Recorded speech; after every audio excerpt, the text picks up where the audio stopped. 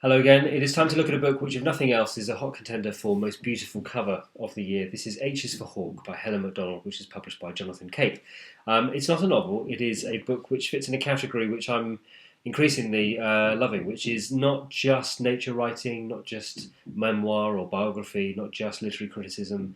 All of those things sort of roll into one, and this one really does make for a beautiful and fascinating read. Macdonald has written about birds previously in a book called Falcon, but in this book she's looking at one of the largest birds of prey, which is the goshawk. The Goshawk is also the name of a classic book by T.H. White.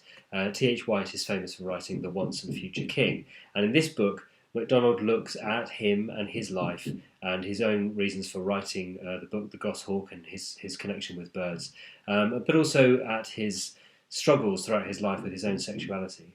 And we also get, of course, to look at the thing that made Macdonald by her own goshawk, which is that she was left reeling after the death of her father.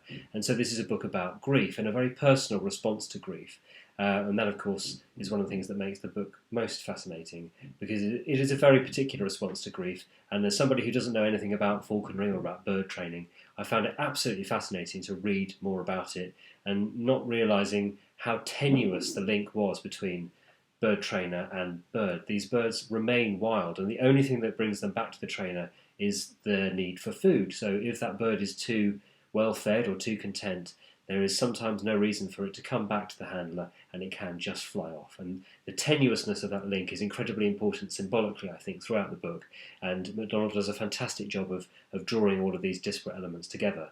She's also an incredibly confident writer, and she sort of adapts her prose style throughout the book. Sometimes she's very relaxed and funny, sometimes she's very informative, and other times the writing becomes incredibly lyrical when talking about the natural world, and also that very, very close link between trainer and animal. And of course the book is incredibly moving as well, because it looks very closely, not so much at her father as a person, but at her response to his loss. And that is felt very, very keenly in the book. And also, of course, interesting to find out more about T.H. White, a man I didn't know anything about previously. And the fact that she's able to, as I say, bring all these disparate elements together and to keep the book constantly fascinating is a real skill, but also a real joy to read. Some of that nature writing in particular is absolutely beautiful.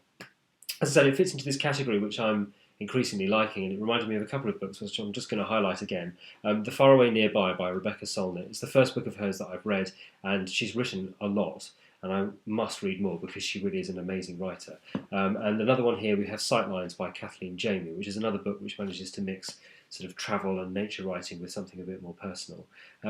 I find these books incredibly rewarding, I think possibly as I get older, because they provide something about the relationship that we have with the natural world, as well as something very personal about each of the writers. And that, at times, is just as fascinating as anything that you could ever write in fiction. So well worth checking out non-fiction books like this, I think, as well as the stories that we all know and love. That's those three books. Next, I'm going to be looking at two books about adolescence, which are both terrifying in their own special ways. See you soon.